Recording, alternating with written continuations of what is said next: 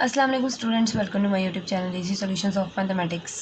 आज की वीडियो में हम लोग करेंगे एग्जाम्पल नंबर 5। हम करें chapter number 9 variational methods.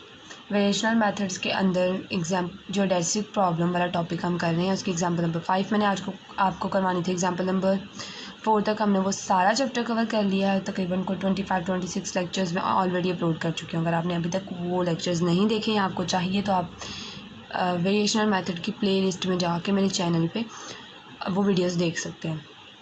Example number 5 है find the shortest distance between the points A B lying on the surface x plus y plus z is equal to 0।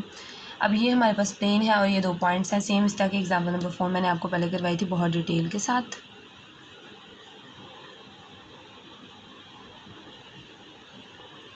ये वाली एग्जाम्पल भी बिल्कुल उसी तरह किया था। हम जल्दी से इसको भी गो थ्रू कर लेंगे और ये बहुत ज़्यादा इंपॉर्टेंट है। ये मैंने पहले भी आपको बताया था। सोल्यूशन शुरू करने से पहले अगर आप मेरे चैनल पे नए हैं, अभी तक आपने मेरा चैनल सब्सक्राइब नहीं किया तो प्लीज़ मेरे चैनल को सब्सक्राइब करके वीडियो को लाइक करना मत भूलिएगा और अपने फ्रेंड्स के साथ भी ज़्यादा से ज़्यादा शेयर किया करें। The problem is equivalent to L is equal to. अब इसके अंदर देखें हम लोगों ने पिछली जो वीडियो मैंने आपको यानी पिछली जो एग्जांपल थी 4 वाली, उसके अंदर हम लोगों ने एक्स की लिमिट्स देखी थी, वो 1 से 2 थी। अब इसके अंदर देखिए एक लिमिट जो है वो एक्स की 0 है और एक 1 है। तो मीन्स ये 0 से 1 तक जा रही है। इन वो √1 plus y dash square plus g dash square d x को हमने क्या करना है मिनिमम, क्योंकि जियोडेसिक के केस में हमेशा मिनिमम करते हैं, मिनिमाइज़ करना है इसको। और ये हमारे पास जो है इक्विवेलेंट टू प्रॉब्लम जो है असल में हम लोगों ने इसकी वैल्यू फाइंड करनी है। इसके अंदर हमने पहले वाई डैश की वैल्यू फाइंड करनी है, फिर हमने जी डैश की वैल्यू फाइंड करनी है और दैन हम इसको सॉल्व करेंगे। उसके अलावा यहाँ पे हमारे पास जो बाउंड्री कंडीशंस हम लोगों ने वाई की बनाई है वो किस तरह से बनाई हैं कि वाई मैंने पिछली वीडियो में भी डिटेल में बताया था कि वाई के अंदर जो ये वैल्यू होती है वो एक्स की होती है और जो जिस वैल्यू के वो इक्वल होता है वो होती है इस वाले वेरिएबल की यानी वाई की वैल्यू। अब इस पॉइंट ए के अंदर देखिए यहाँ पे y की वैल्यू क्या है 0, y की वैल्यू क्या है 0, x की वैल्यू क्या है 1, यानी y ऑफ x की जगह पे x की वैल्यू आएगी। पहली वैल्यू x की है, दूसरी y, third one is d। तो y ऑफ x यानी y ऑफ 1 इज़ इक्वल टू 0। और उसके बाद इस पॉइंट में अगर हम देखें तो यहाँ पे हमारे पास y ऑफ 0 यानी x की वैल्यू इज इक्वल टू -1 यानी y की वैल्यू क्या है -1 है हमारे पास। इसी तरह हमारे पास y और z दोनों जो है वो x के फंक्शन है, क्योंकि डेरिवेटिव जो है x के ही हैं फंक्शंस और डैश भी दोनों के ऊपर है, यानी z डैश का मतलब है derivative of z with respect to x। अब हमारे पास क्या है z की वैल्यू क्या है -1 और किस पे है 1 पे, यानी z ऑफ 1 इज़ इक्वल टू -1 और यहाँ से लिमिट बनेगी z ऑफ 0 x की जगह पे इज़ इक्वल टू 1।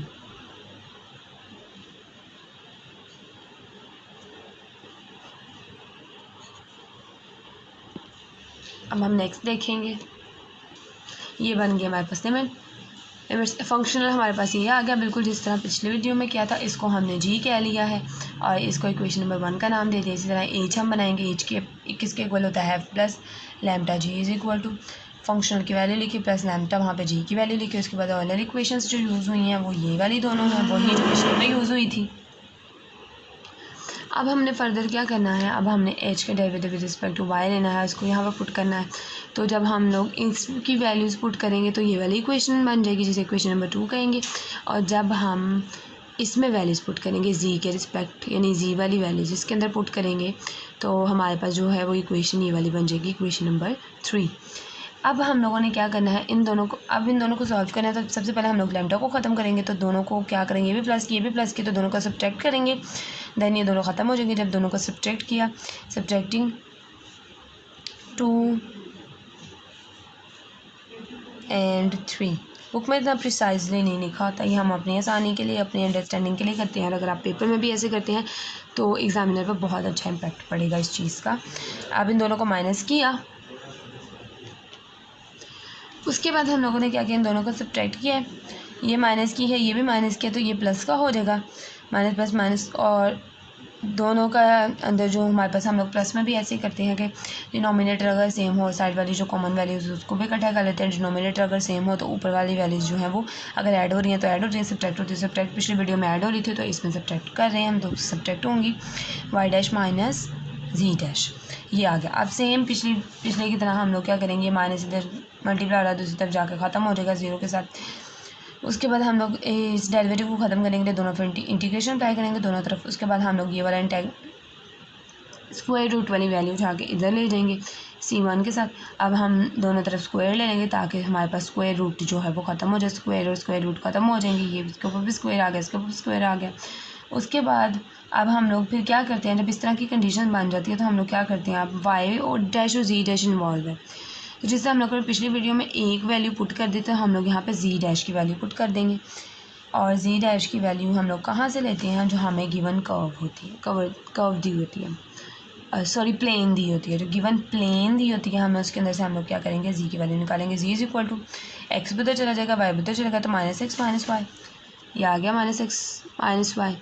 उसके बाद हमें क्या चाहिए, z डैश चाहिए, तो अब इसका z डैश लेंगे। जब इसका z डैश लेंगे तो x का डेरिवेटिव 1 और y का विद रिस्पेक्ट टू x जो है वो y डैश हो जाएगा, और z का with respect to x z dash हो जाएगा।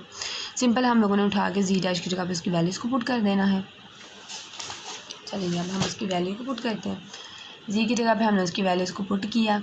फर्दर जिस यहाँ पे स्क्वायर खुल रहा था स्क्वायर खोला, यहाँ पे भी अंदर जो जितने सिंप्लीफाई हो रहा था किया, इसका भी स्क्वायर खोल दिया, फिर यहाँ पे मैंने इसका भी खोल दिया। उसके बाद सारी वैल्यूज़ को मल्टीप्लाई करवा के एक तरफ ले आई, दूसरी तरफ 0 रह गया। अब यहाँ पे से जो वाई डैश स्क्वायर की जो वैल्यूज़ उनको अलग किया, वाई डैश की वैल्यूज़ को अलग किया, सिंपल वैल्यूज़ को अलग किया, विच इज़ क्वाड्रेटिक इक्वेशन। उसके बाद अब ये क्या है, quadratic equation of y dash बन गई। अब y is equal to alpha x plus beta. हम लोगों ने ये पिछले वीडियो में मैंने आपको बताया था क्वाड्रेटिक इक्वेशन है वाई डैश वाली है, तो y dash is equal to किसी भी अल्फ़ा के इक्वल हम लोगों ने कर लेना है कि इस पूरी इक्वेशन का सोल्यूशन जो है, यानी कि कोई क्वाड्रेटिक इक्वेशन अगर x में हो तो हम x की वैल्यू निकालते हैं, y में हो तो y की वैल्यू निकालते हैं। y डैश में y डैश स्क्वायर है y है, तो हम इसकी वैल्यू y डैश निकालेंगे। तो हम लोग लेट कर लेते हैं कि इसका सोल्यूशन कोई भी y dash is equal to alpha है।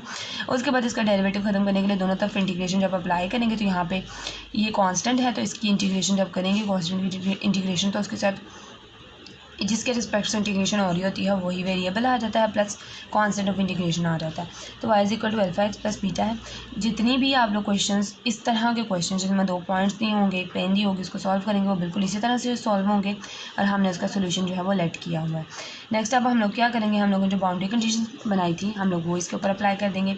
y ऑफ 0 यानी यहाँ पे हमारे पास y की वैल्यू -1 है और x की वैल्यू क्या है 0 है, तो ये भी तो y ऑफ x है ना, ये भी तो y ऑफ x है।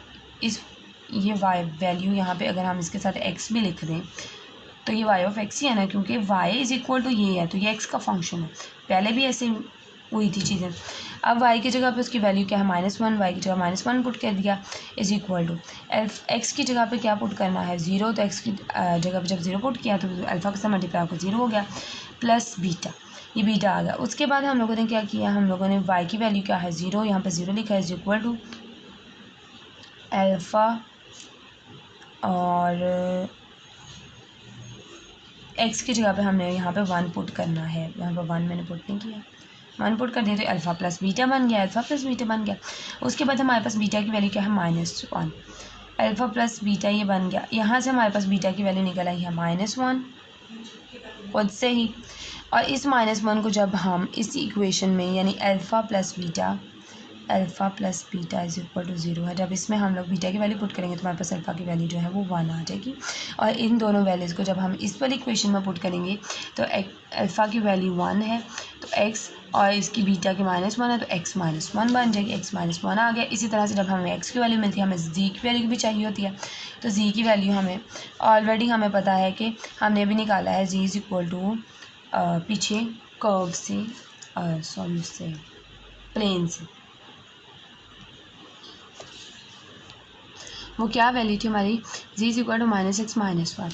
अब इस इक्वेशन के अंदर हम लोगों ने क्या करना है, हमने सिंपल ये जो y की वैल्यू निकली है उसको पुट कर देना है, माइनस अंदर मल्टीप्लाई वगैरह होकर -2x + 1 जो हमारे पास इक्वेशन आ जाएगी। Therefore L is equal to जो हमारे पास हमने शुरू में लेट किया सबसे पहला इंटेग्रल जो हमें रिक्वायर्ड था 0 से 1 उसकी लिमिट थी √1 प्लस y डैश स्क्वायर था, इसका y डैश लें, इसका जब y डैश हम लोग लेंगे इसका डेरिवेटिव 1 और 1 का तो वैसे ही 0 हो जाएगा, z डैश, इसका z डैश लेके देख लें, यही ले लेती z डैश, इसका लें -2x का डेरिवेटिव 1 होता है प्लस 1 का तो वैसे 0 होगा, तो y डैश स्क्वायर अगर हम ले तो 1 का स्क्वायर 1, और उसके बाद z डैश स्क्वायर अगर हम ले तो -2 की वैल्यू क्या है आ जाएगा, स्क्वायर लेने के बाद 4 और अंडर रूट जो है वो 6 आ जाएगा, और which is required. Under root 6 आ जाएगा, साथ इंटीग्रेशन 0 से 1 dx होगी। जब इसकी इंटीग्रेशन सॉल्व करेंगे x की लिमिट 0 से 1 है, ये 0 से 1, ये मैंने इसलिए नहीं थी लिखी कि बहुत आसान है, लेकिन समटाइम्स बहुत छोटी छोटी चीज़ों पे भी इंसान कंफ्यूज हो जाता है। तो ये हमारे पास इनडायरेक्टली यही आ जाएगा, जिस तरह पिछली में 1 से 2 थी तो तब भी यही आ गया। तो ये अंडर रूट 6 हमारे पास क्या आ गया आंसर। और ये जो इंटेग्रल था ये स्टार्ट में लिखा हुआ इंटेग्रल है, इस वाले इंटेग्रल में हमें वैल्यूज पुट की है। तो हमारा आया 0 से 1 plus y square dx। Okay तो स्टूडेंट्स, मैंने बहुत इंपॉर्टेंट एग्जांपल थी, मैंने फुली एक्सप्लेन करने की कोशिश की है। फिर भी स्टिल कोई क्वेश्चन ऐसा है जो कंफ्यूजिंग है तो आप मुझसे कमेंट सेक्शन में पूछ सकते हैं। और मेरी वीडियो को प्लीज़ लाइक करें, मेरे चैनल को सब्सक्राइब करें, अपने फ्रेंड्स के साथ ज़्यादा से ज़्यादा मेरी वीडियोज़ को शेयर करें। Thank you so much.